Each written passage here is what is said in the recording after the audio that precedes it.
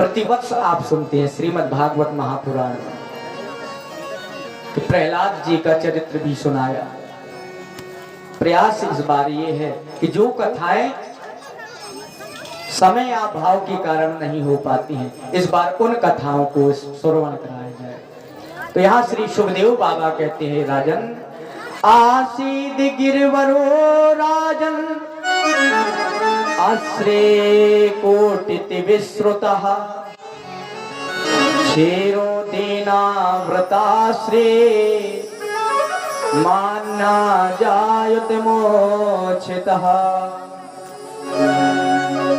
सुखदेव बाबा कहते हैं, राजन त्रिकूट नामक एक पर्वत पर एक गजराज अपने अनेक हथनियों के झुंड के साथ विहार कर रहा था। वो गजराज इतना बलशाली कि उस गजराज से सिंह भी भय खाते। यद गंधे मात्रा एक दिन वही गजराज भीषण गर्मी से संतृप्त होकर अपने परिकर के साथ सरोवर में स्नान करने गया, और जैसे ही वो अभिमान से युक्त गजराज जल क्रीड़ा करने लगा तो पानी बहुत ज्यादा मैला होता चला गया। जल में बैठे एक ग्राह को क्रोध आ गया। अच्छा, ग्राह का मतलब समझते हैं? ग्राह माने होता है मगरमच्छ। अच्छा, जल में बैठे एक ग्राह को क्रोध आ गया। उसने आकर गजराज का पैर पकड़ लिया। पहले गजराज ने विचार किया कि ये नन्हा सा जीव ग्राह मेरा क्या बिगाड़ लेगा। अरे मेरे डर से तो बड़े बड़े सिंह भाग जाते हैं, अरे मेरे पराक्रम के सामने सिंहों को भी भागना पड़ता है, ये छोटा सा जीव मेरा क्या बिगाड़ लेगा। लेकिन गजराज ने अपने पूरे बल का पराक्रम किया, लेकिन उस ग्राह से नहीं छूट पाया। पूरे परिवार ने मिलकर बल दिखाया, लेकिन ग्राह से पैर नहीं छोड़ा। बहुत समय तक युद्ध चला। अंत में सारा परिवार सने सने खिसकने लगा। आज गजराज ने कहा कि देवियों, मुझे इस संकट में अकेला छोड़ के क्यों जा रहे हो? हथनियों ने कहा, महाराज हम ना अगर जाएं तो पूरा परिवार भूखा नहीं, अगर आप ना रहें तो पूरा परिवार भूखा नहीं रहेगा। ऐसा सुनते ही उस गजराज को वैराग्य हो गया कि अरे जिस परिवार के कारण मैं इतना मेहनत करता हूँ, इतना बल के साथ पराक्रमन के साथ इनका भरण पोषण करता हूँ, आज मेरे ऊपर मुसीबत आई तो यही परिवार भी साथ छोड़ दिया। होता भी यही है कि जब तक ये नेत्र खुले हैं तब तक ये परिवार का संबंध हमसे है। जिस दिन ये नेत्र बंद हो जाते हैं हमारे, ये परिवार भी हमें जला देता है। कि चारे दिना की प्रेत जगते में चार दिनों के नाते हैं। केवल 4 दिन की प्रीत है संसार में। कब तक? जब तक हम इस धरातल पर जीवित हैं। जिस दिन हमारा देह गया फिर कुछ नहीं हमारा रह जाता। अरे भाई बंधु माता पिता पुत्र पत्नी जितने संसार के संबंध हैं, सब संबंध यही छूट जाते हैं हमारे। कि 4 दिनों की प्रीत जगते में 4 दिनों के नाते हैं, और ये पलकों के पर्दे पड़ते ही, इन पलकों में जैसा ही पर्दा पड़ेगा ये सब नाते मिटो जाते हैं, सब नाते मिटो जाते हैं, सब नाते। और जिनकी चिंता में हम इतने मजबूर रहते हैं, इतनी मेहनत करते हैं, वो भी हमारे नहीं रहते। क्यों? कि जिनकी चिंता में तू जलता वो ही चिता जलाते हैं। अरे जिनकी चिंता में हम आज परेशान है ना, वही एक दिन तुम्हारी चिता जलाएगा कि जिन पर रक्त बहाए जल सम, जल में वही बहाते हैं। अरे जिनके लिए तुम अपने खून को पानी की तरह बहा देते हो, वही एक दिन तुम्हारी अस्थियों की राख को उसी जल में बहा देंगे। और ऐसा नहीं कि चौथे से 40वें दिन तक हर एक रस्म में निभाते हैं। मृतक के लौटाने का जोखिम कोई नहीं उठाते। अरे बड़ा विचित्र ये संसार है, जिससे हम चाह करते हैं, जिससे अपेक्षा रखते हैं, वही हमारी अपेक्षाओं को तोड़ देता है। चाहे जितना संसार में प्रेम कर लो, लेकिन ये संसार का प्रेम नहीं हमारे साथ जाएगा। प्रेम जाएगा तो केवल परमात्मा का साथ जाएगा, ईश्वर का प्रेम। अब इसका तात्पर्य ये नहीं कि तुम अपने घर परिवार से मतलब ना रखो, मतलब रखना चाहिए, लेकिन इतने आसक्त ना हो उस परिवार से कि उनके जाने के बाद हमें रोना पड़ जाए। और रोते भी हैं लोग, लेकिन रोने के बाद जिस समय व्यक्ति की 13वीं होती है ना, तो उस 13वीं में बड़े प्रेम से मिठाई खिलाते हैं लोग। और तो भैया सब अच्छा है, लेकिन सब्जी में थोड़ा नमक और होता तो आनंद आ जाता। अरे ये शब्द बोलते हैं लोग 13वीं। अरे भाई, जिसके घर का एक सदस्य कम हो गया, उसके यहाँ पर जाकर के तुझे राम रस का स्वाद ढूंढ रहा है, उसके जीवन का तो पूरा स्वाद बिगड़ गया है। आज उस गजराज ने देखा कि मेरा परिवार भी मेरा साथ छोड़ दिया। गजराज को वैराग्य हो गया, सोचने लगा, जब तक मुझ में बल था, जब तक पराक्रम था, जब तक हाथियों का झुंड भी मेरे साथ चलता था, आज एक मगर ने पैर पकड़ लिया तो सारे मेरे परिवार वाले सब छोड़ के भाग गए। अब पता चला कि सुख के सब साथी, दुख का ना कोई। सुख के केवल साथी हैं, दुख में कोई नहीं किसी का होता है।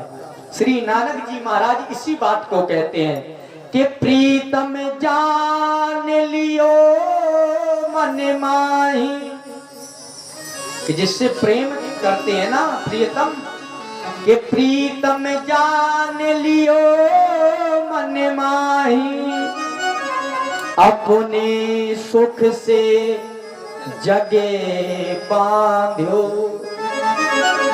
और को काहू को नाही, कोई किसी का नहीं, के सुख में आन सबही मिल बैठत। गुरु नानक जी ने कहा है कि सुख में आन सबही मिल बैठत, रहते चहूं दिस घेरे।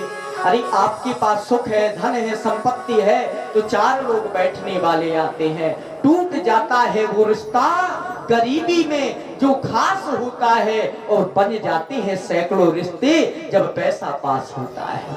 अगर आपको परख करना है तो उस दिन आपके परख हो जाएगी मित्रों की, जिस दिन आपके पास विपत्ति आ जाए। अच्छा, कब परीक्षा होती है? आपत्ति काल में 4 लोगों की परीक्षा हो जाती है। किसकी? कि धीराज धारा में मित्र गुनारे,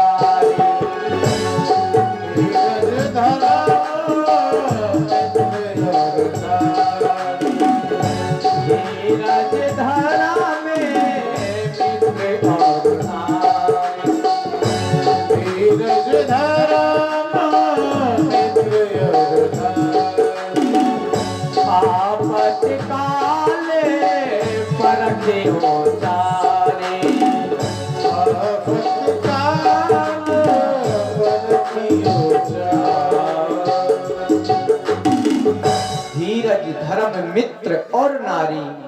आपत्ति के समय में इन चार की परीक्षा हो जाती है।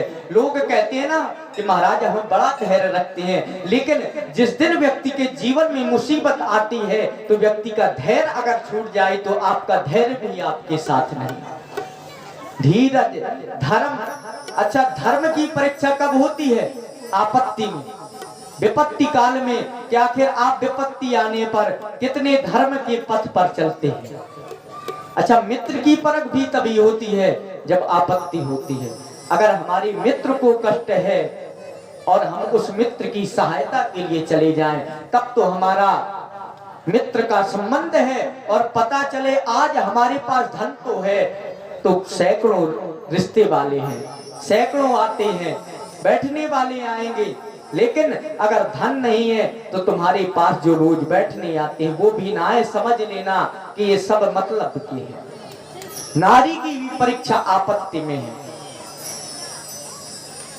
केवल जब तक नहीं नारी प्रसन्न रहती कि मुस्कुरा का बाजार कराते रहो, रात से वीआईपी साड़ी दिलवाते रहो, पतिदेव बड़े अच्छे हैं हमारे। और जब पति की परिस्थिति खराब होने के बाद भी यदि नारी पति की स्थिति में रहे तब तो उसका धर्म है, तब पत्नी की परीक्षा होती। ये नहीं कि आज पति की स्थिति अनुकूल है तो आप पति की प्रशंसा, और पति की स्थिति गड़बड़ हो गई तो आपने बैग उठाकर अपने मायके में डेरा डाल दिया। ऐसा नहीं, वास्तविकता वही है। धीरज, धर्म, मित्र और नारी, आपत्तिकाल परखियो चारी। गुरु नानक जी ने कहा इसी बात को कि सुख में आन सबही मिल बैठते, रहत चहु दिस घेरे, और विपत पड़ी सब ही संगे, और छाड़त को न आवत नेरे। पास में कोई नहीं विपत्ति में आता। गजराज को ये बात समझ में आ गई, लेकिन ये बात हमारी समझ नहीं आती। देह के अभिमान में घूमते रहते हैं, लेकिन जब तक बुढ़ापा रूपी मगरमच्छ, मृत्यु रूपी ग्राह जब तक हमारा पैर नहीं पकड़ता, जब तक जकड़ता नहीं, तब तक हम मानते नहीं हैं। एक व्यक्ति की अच्छा काल से दोस्ती हो गई। काल माने समझते हो समय के साथ। एक दृष्टांत, एक व्यक्ति की समय से दोस्ती हो गई, मित्रता हो गई। उसने काल को कहा भैया जब हमारा समय पूरा हो जाए तो थोड़ा सूचित कर देना ताकि हम भगवान का भजन करने लगे। ठीक है भाई। अब उसने समय समय पे सूचित किया, लेकिन वो व्यक्ति नहीं समझा। अंत में सीधे वो काल उसको लेने आ गया। तो उस व्यक्ति ने कहा कि अरे भाई, हमने तो आपको कहा था कि समय पे सूचना, थोड़ा कुछ संकेत कर देना कि तुम्हारा समय आ गया, भगवान का भजन करो। तो समय ने कहा कि मैंने तुझे कितनी बार सूचित नहीं किया। अरे देखो, सबसे पहले व्यक्ति के बाल सफेद होने लग जाए। सबसे पहले व्यक्ति के जीवन में पहला समय निकलने का समय आता है कि व्यक्ति के सबसे पहले बाल सफेद होते हैं। बाल सफेद होने लग जाए, समझ लीजिए भगवान का बुलावा आने की तैयारी हो गई। लेकिन आज के कलयुग के मानव कहाँ मानते हैं, डाई कराए घूमते हैं। कहाँ मानने, हम नहीं हार मानेंगे भगवान, चाहे जितने बाल सफेद करो, लेकिन गोदरेज की डाई लगा लगा के हम चकाचक काले बाल रखेंगे। अरे राम राम, बड़ी विडम्बना। अच्छा बोले भैया ये तो गलती हो गई, दूसरा नोटिस दे देते। तो उसने कहा दूसरा नोटिस होता है ना मेरा, तो हाथ पैर से दर्द करने लगते हैं। बुढ़ापे का नोटिस है, भगवान कहते हैं कि अरे भाई अब तू दुनिया में डोल रहा है, ये डोलना बंद कर दे। अब हाथ पैर भी तेरे काम नहीं करते, अब भगवान का भजन कर। लेकिन कहाँ आज का मानव मानने वाला, उठा के डंडा, लिवा के नाती, मोटरसाइकिल से सीताराम। अच्छा भैया गलती हो गई, नहीं जान पाए।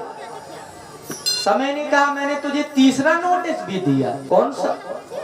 बोले मैंने तेरे नेत्रों की रोशनी कम कर दी, आंखों से तुझे बुढ़ापे में कम दिखाई देने लगा ना, ये भी मैंने दिया। लेकिन तुम भी कहाँ मानने वाला, चश्मा लगा के टहलने लगा। चश्मा लगाएंगे भाई, देखेंगे जरूर। अच्छा वैसे एक बात बताएं, भगवान ने, विधाता ने हमारे शारीरिक संरचना को कितना सुंदर बनाया है। हम एक दिन विचार कर रहे थे कि भगवान ने जो हमारा सुंदर रूप बनाया है, कितना अच्छा हमारा मानव रूप दिया है, बढ़िया सुंदर दो दो कान। लेकिन हमने सोचा कि एक दिन ये कान के बगल में जो लगे रहते हैं पंखा जैसे बिजना की तरह, ये काहे को लगाए हैं? वैसे सुनाई तो कर्णरंध्र छेद से सुनाई देता है, लेकिन ये क्यों लगे रहते?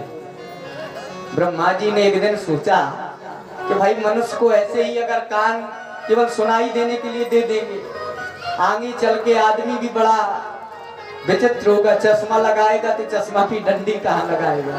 तो ये दे दी। बताओ इसके अलावा इसका कोई काम हो तो है? कोई काम बताओ, इनका क्या काम है सिवाय चश्मा खोसने की? कितनी सुंदर संरचना दी प्रभु ने।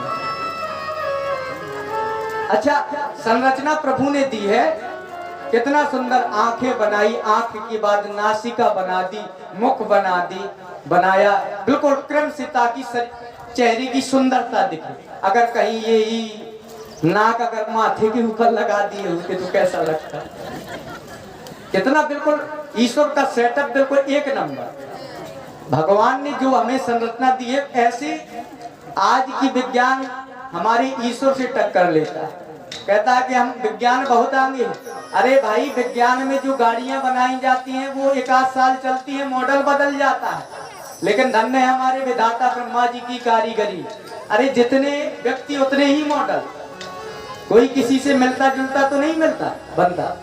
अरे गाड़ी अगर गाड़ी वाले बनाएंगे तो एक मॉडल की 10-50 गाड़ियां बना देते हैं, लेकिन ब्रह्मा जी जो हम जैसे को तैयार करते हैं तो जितने लोग उतने ही मॉडल बनाते हैं। ये ब्रह्मा जी की कारीगरी है। बोलिए वृंदावन बिहारी लाल की जय। जब गजराज की ये बात समझ में आ गई, अद्भुत भगवान की लीला को वो समझ गए कि धन्य है प्रभु, आपने कितनी सुंदर हमें मति दे दी। तो गजराज ने सोचा कि अब केवल मेरा एक ही सहारा है, बस केवल गोविंद। गजराज ने किसी देवता का नाम नहीं लिया, तुरंत ही भगवान की स्तुति करने लगे। ओम नमो भगवते तस्मै यत एता चिदात्मकं पुरुषायाति बीजाय परेशाया धीमहि। गजराज बोला प्रभु, जो आप संसार के मूल कारण हैं, समस्त जगत का पालन सृजन करने वाले, जिसके मूल हेतु है प्रभु परम तत्व, उसको मेरा प्रणाम। पर वह कौन? उसका नाम नहीं लिया गजराज ने। एवं गजेन मुपवर्णित विशेषम ब्रह्मादयो विविध लिंग विदाभिमान। ब्रह्मा आदि सब देवता देख रहे हैं गजराज को, कि गजराज देवता सोच रहे हैं कि हमारा नाम ले ले। कहते कि ब्रह्मा जी आ जाओ बचा लो, भोले बाबा आ जाओ बचा लो, इंद्र भगवान आ जाओ हमें बचा लो। सब देवता तलाश में ये है, सोच ये रहे हैं कि एक बार मेरा नाम ले ले तो मैं उसकी रक्षा के लिए पहुंच जाऊं। लेकिन गजराज ने किसी का नाम नहीं लिया।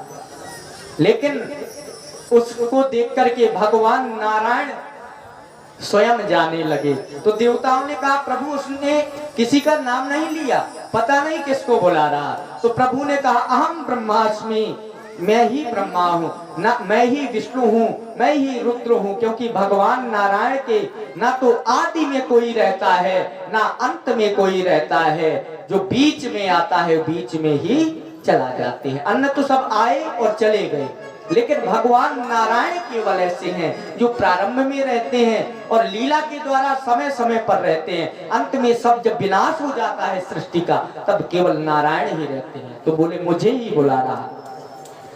भगवान ने तुरंत ही आकर के गजराज की रक्षा करी। भगवान ने उसकी सूंड को पकड़कर बाहर खींच लिया। प्रभु ने जैसे ही उस गजराज को बाहर निकाला, मगर भी पैर से खींचा चलाया, मगर भी उसके पैर को पकड़े खींचा। भगवान ने दिव्य सुदर्शन चक्र से उस ग्राह को, मगर को मार दिया।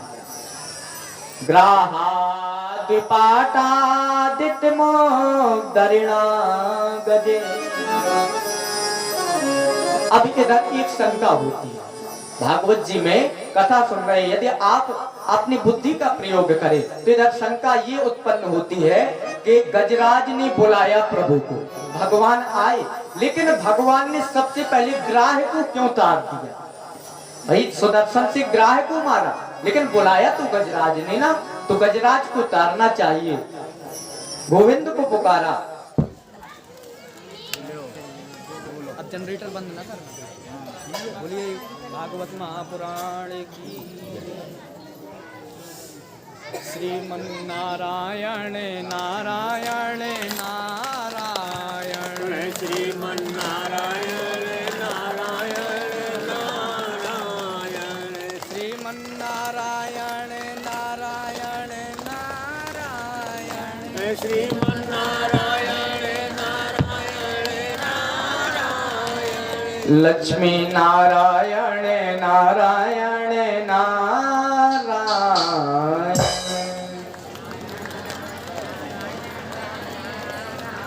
प्रभु ने कहा, यहाँ पर शंका ये होती है कि जब गजराज ने गोविंद को बुलाया तो गोविंद को भी गजराज को तार देते, लेकिन ग्राह को क्यों तार दिया भगवान ने? तो मानो भगवान कहना चाहते हैं कि जिसने मेरे चरण पकड़े हैं उसको तो मैं तारूंगा ही, लेकिन जो मेरे भक्तों के भी चरण पकड़ लेता है पहले मैं उसको तार देता हूँ। भाई मेरे चरण पकड़े हैं उसे तो मैं तार हुए दूंगा, लेकिन भगवान संकेत में कहते हैं कि अगर जो मेरे अलावा मेरे भक्तों के चरण पकड़ लेता है पहले मैं उसे तार देता हूँ। मानो सुखदेव भगवान कहते हैं कि राजन, ये गज और ग्राह दोनों पूर्व जन्म में श्रापित थे। ये जो ग्राह था वो पूर्व जन्म का हूहू नाम का गंधर्व था, हमेशा परिहास करता रहता था, लोग मनोरंजन करना इसका कार्य था। देवताओं में कुछ गंधर्व ऐसे भी हैं जो प्रसन्न रहने के लिए ऐसी चेष्टाएं करता रहता था। तो दोनों भाई थे, सबको हंसाते। पूर्व जन्म में एक बार यही गजराज, यही हूहू नाम का जो गंधर्व था, ये सरोवर में स्नान करने चला गया। वहां पर महर्षि देवल